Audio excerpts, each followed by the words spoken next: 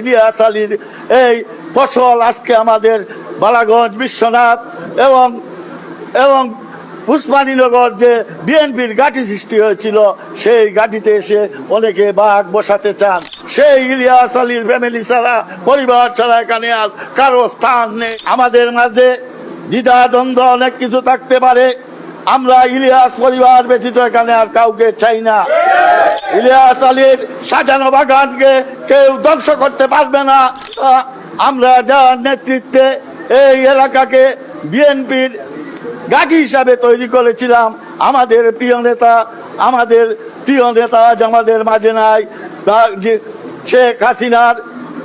শেখ হাসিনার রুশান হলে পরে ঘুমের শিকার হয়ে আজও আমাদের মাঝে আমাদের নেতা আসেন নাই। সেই নেতা ইলিয়াস আলীর এই ফসল আজকে আমাদের বালাগঞ্জ, বিশ্বনাথ এবং উসমানীনগর যে বিএনপির ঘাঁটি সৃষ্টি হয়েছিল, সেই ঘাঁটিতে এসে অনেকে বাঘ বসাতে চান।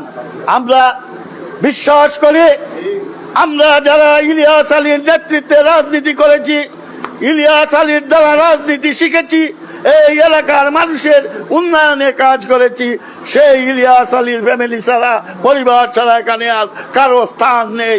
এটা এই ইলিয়াস আলীর স্ত্রী একজন অশিক্ষিত ব্যক্তি নন। তিনি ঢাকা ইউনিভার্সিটি থেকে তিনি সেখানে মাস্টার্স পাস করেছেন।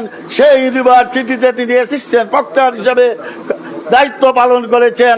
আজ সেই শিক্ষিত নারী আমাদের এখানে আমাদের নেতৃত্ব দিচ্ছেন।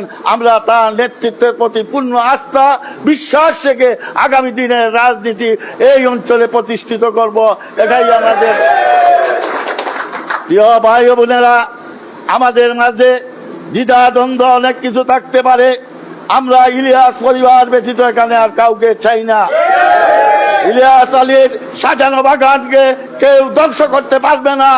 আমরা জানি, আমরা যারা ইলিয়াস আলীর সাথে রাজনীতি করেছি, এখানে আমার সাথে বসে আছেন উম্মরপুর ইউনিয়ন পরিষদের সম্মানিত সাবেক চেয়ারম্যান জনাব চেরাগ আলী সাহেব, মইনুল হক চৌধুরী, আনহার মিয়া, যারা আমরা ঘনিষ্ঠভাবে ইলিয়াস আলীর সাথে চলাফেরা করেছি, রাজনীতি করেছি।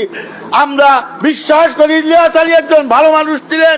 ইলিয়াস আলী একজন এই অঞ্চলকে উন্নয়নের শিখরে তুলে নিয়েছিলেন।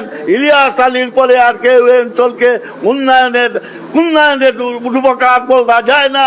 ইলিয়াস আলী শুধু বালাগঞ্জ, বিশ্বনাথ, উসমানীনগরের নেতা ছিলেন না, তিনি ছিলেন বৃহত্তর সিলেটের অবিসংবাদিত নেতা, 1 কোটি মানুষের প্রিয় নেতা, সারা বাংলাদেশের নেতা।